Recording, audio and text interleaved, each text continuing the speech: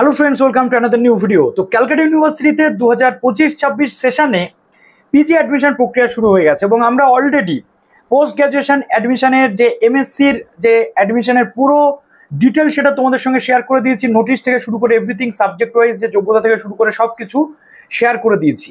এবং যেটা শেয়ার করেছি সেটা হচ্ছে step by step form fill up process. কিন্তু এর পরেও একাধিক প্রশ্ন সেই কমেন্ট সেকশন থেকে উঠে এসেছে। শুধু তাই নয়, বেশ কতগুলো ডাউট আমি এই ভিডিওতে ক্লিয়ার করব। প্রথম ডাউট যেটা হচ্ছে যে ওবিসি 7% সংরক্ষণ, যেটা ক্যালকাটা ইউনিভার্সিটি নোটিফিকেশনে লিখেছে, কিন্তু পোর্টালে আমরা দেখতে পাচ্ছি 7% সংরক্ষণ থাকলেও ওবিসি 3টে সেকশন দেওয়া হয়েছে। এখানে তৈরি হচ্ছে কনফিউশন। এতদিন পর শুরু হলো ফর্ম ফিল আপ প্রসেস, তারপরেও এই ধরনের কনফিউশন, এটা যথেষ্ট দানাবাজ্য ছাত্রছাত্রীদের মধ্যে। 2 নম্বর যেটা রয়েছে, কারা এন্ট্রান্স দেবে। অনেকের প্রশ্ন হচ্ছে, দাদা ক্যালকাটা ইউনিভার্সিটির হোম ক্যান্ডিডেট আমাদেরকে কেন এন্ট্রান্স দিতে হবে? তো সেটা ডাউট আজকে ক্লিয়ার করব। এবং তার সাথে যেটা রয়েছে, অ্যাপিয়ারিং ক্যান্ডিডেট অর্থাৎ যাদের রেজাল্ট এখনো বেরোয়নি, ধরে নাও তোমাদের রেজাল্ট বেরোতে দেরি আছে, তারা কি অ্যাপ্লাই করতে পারবে কি পারবে না। তো এই একটা যে প্রসেস, এই Calcutta university PG admission process, এটা কিন্তু দীর্ঘ সময় ধরে চলে। এবং আমার এরকম ডাউট সলভিং ভিডিও যে কতগুলো করতে হবে তার কিন্তু কোনো গ্যারান্টি নেই। শুধু তোমরা প্রশ্নগুলো করো আর আমি সঠিক উত্তরগুলো যাতে তোমাদের দিতে পারি এই প্রার্থনা করি। তো যারা নতুন আছো অবশ্যই চ্যানেলটিকে সাবস্ক্রাইব করে পাশে থাকা বেল আইকনটি ক্লিক করে দাও, যাতে সব তথ্যগুলো তোমরা টাইম টু টাইম এখান থেকে পেয়ে যাও। তো একদম প্রথমে যেটা আমরা দেখবো সেটা হচ্ছে ওবিসি রিলেটেড যে ম্যাটারটা। তো ওবিসি আমরা যদি দেখি একটু, আমি তোমাদের বলবো যে দেখো ওবিসির ক্ষেত্রে যেটা বলা হচ্ছে যে 7% সংরক্ষণ ওবিসি ক্যান্ডিডেটদেরকে কিন্তু দেওয়া হচ্ছে। ওকে, তো 7% সংরক্ষণ বলতে আমরা বুঝবো যে 2010 সালে যে 66 জাতি রয়েছে সেই জাতি অনুযায়ী শুধু ওবিসি, এ বি ভাগ করা থাকবে না, যেটা হাইকোর্ট বলে দিয়েছিল যে ক্যাটেগরাইজেশন যেটা সেটা করা যাবে না। এ বি ভাগ কিভাবে করলেন, এ 10%, বি 7% কি করে সম্ভব, অর্থাৎ 17%-এর ক্ষেত্রে এ বি ছিল, কিন্তু এখন এবি সিস্টেমটাকে তুলে দেওয়া হয়েছে। ইভেন আমরা যদি দেখি ওবিসির যে ফর্ম ফিল আপ চলছে নতুন ওবিসি, সেখানেও এবি ভাগ করা কিন্তু নেই, ওবিসি কিন্তু একটাই রয়েছে। তাহলে কেন ক্যালকাটা ইউনিভার্সিটি 7% যেটা হাইকোর্টের জন্য নির্দেশ ছিল সেটাকে মানলো, বাট ভিতরে ওবিসি এ বি এবং ওবিসি শুধু ওবিসি কেন সেকশন করে রাখা হলো?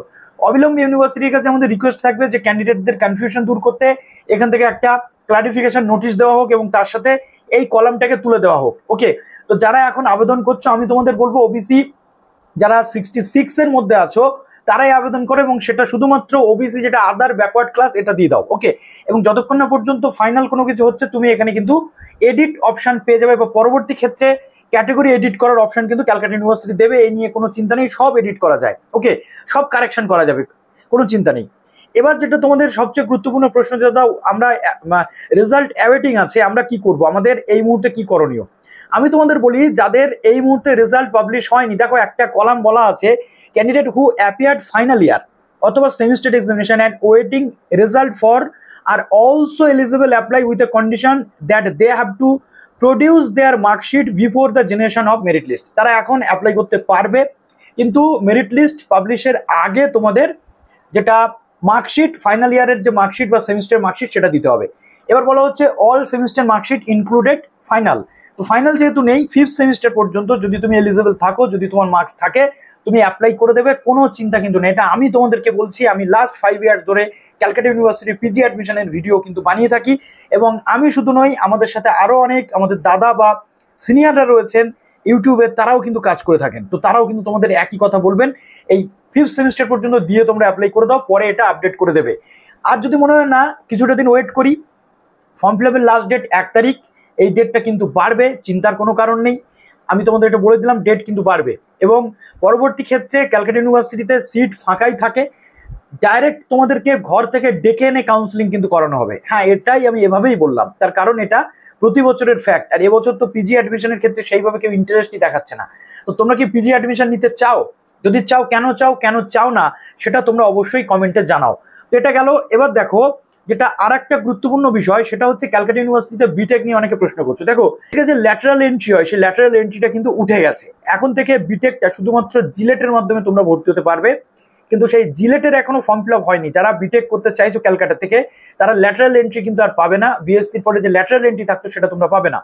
এবার থেকে তোমাদের জিলেট দিয়ে একদম শুরু থেকে কিন্তু বিটেক স্টার্ট করতে হবে। তার জন্য তোমাদের জিলেটের যে ফর্ম ফিল আপ আগামী দিনে হতে চলেছে, ওয়েট করো তার জন্য। ওকে, এবার দেখো সবচেয়ে গুরুত্বপূর্ণ পার্ট, যেটা তোমাদেরও প্রশ্ন, যেটা আমারও প্রশ্ন, এবং পার্ট এর ক্যান্ডিডেট আমরা যেটা জানতাম যে আগে পার্ট এর ক্যান্ডিডেট ছিল কারা, না পার্ট এর ক্যান্ডিডেট ছিল যারা ক্যালকাটা ইউনিভার্সিটির হোম ক্যান্ডিডেট তারা, আর পার্ট বির ক্যান্ডিডেট ছিল কারা, যারা আদার ইউনিভার্সিটির ক্যান্ডিডেট।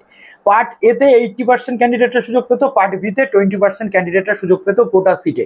এবার থেকে 3টে ব্রেকআপ করা হয়েছে, কিন্তু ক্যাটাগরি রাখা হয়েছে 2, এক এ ক্যাটাগরি একটা বি ক্যাটাগরি। এ ক্যাটাগরিতে কারা থাকছে, ক্যালকাটা ইউনিভার্সিটির যারা রিসেন্ট ইয়ার্স অর্থাৎ কারেন্ট ইয়ার, যেটা হচ্ছে 2025-এ যারা ক্যালকাটা ইউনিভার্সিটির বিভিন্ন কলেজ বা ক্যাম্পাস থেকে পাস আউট হবে গ্রাজুয়েশন, তারা হচ্ছে এ ক্যাটাগরি। 60 অর্থাৎ 100টার মধ্যে 60টা সিট তাদের জন্য বরাদ্দ।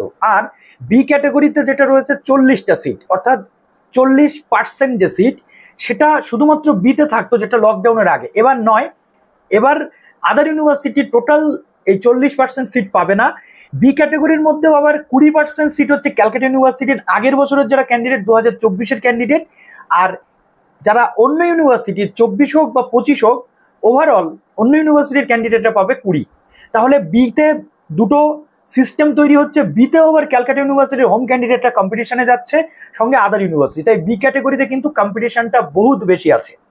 এবার প্রশ্ন হচ্ছে এন্ট্রান্স কারা দেবে। দেখো, এন্ট্রান্সের জন্য ইউনিভার্সিটি একটা কনফিউজিং জায়গা তৈরি করে রেখেছে। প্রথমত এন্ট্রান্স হচ্ছে, বলা ছিল যে এন্ট্রান্সটা শুধুমাত্র আদার ইউনিভার্সিটির ক্যান্ডিডেটরা দেবে, কিন্তু এবার যেটা দেখা যাচ্ছে আমাদের যে এন্ট্রান্সের যে জায়গাটা নোটিশটা করেছে, দেখো যে পার্ট এর ক্যান্ডিডেট যারা কারেন্ট ইয়ার সিইউ ক্যান্ডিডেট তারা এন্ট্রান্স দিতেও পারে আবার নাও দিতে পারে। যদি কারেন্ট ইয়ার্স এর কোনো ক্যান্ডিডেট অপশন পাবে যে এ ক্যাটাগরিতে অ্যাপ্লাই করবে নাকি বি ক্যাটাগরিতে অ্যাপ্লাই করবে। এবার দেখো, কারেন্ট ইয়ারের যদি ক্যান্ডিডেট এন্ট্রান্স দেয় তাহলে সেই ক্যান্ডিডেটগুলো কিন্তু বি ক্যাটাগরি হিসেবে গণ্য হবে এবং বোথ দুই জায়গাতেই কিন্তু তাদের নাম আসবে। আবার বলা হচ্ছে যে কারেন্ট ইয়ারের যারা ক্যান্ডিডেট তারা এন্ট্রান্স না দিলেও কোনো সমস্যা নেই, মেরিট বেসিস অ্যাডমিশন হবে মার্কসের উপর। আবার বলা হচ্ছে বি ক্যাটাগরিতে যে ক্যালকাটা ইউনিভার্সিটি 24 অর্থাৎ আগের বছরের ক্যান্ডিডেট সঙ্গে আদার ইউনিভার্সিটি ক্যান্ডিডেট এই উভয়কে কিন্তু এন্ট্রান্স মাস্ট দিতেই হবে। অর্থাৎ পার্ট বিতে প্রত্যেককে এন্ট্রান্স দিতে হবে, ক্যালকাটা ইউনিভার্সিটি ক্যান্ডিডেট হলেও দিতে হবে যদি সে আগের বছরের হয়, আর এবছরের ক্যান্ডিডেটদের জন্য ম্যান্ডেটরি কিছু নয়। তো এ ক্যাটাগরির মেরিট বেসিস অ্যাডমিশন আর বি ক্যাটাগরির হচ্ছে এন্ট্রান্সের যে মার্কস আসবে তার উপরে বেসিস অ্যাডমিশন। এবার প্রশ্ন হচ্ছে যে এবিসিডি আইডি, আমি একটা ভিডিওর লিঙ্ক দিয়ে দেবো, সেখান থেকে তোমরা এবিসিডি আইডি কি করে ক্রিয়েট করতে হবে দেখে নাও। তো চলো এই পর্যন্ত রইল ভিডিওটি, এরপর আরো যা যা প্রশ্ন আসছে কমেন্টে জানাও। ভালো থেকো সবাই, বেস্ট অফ লাক।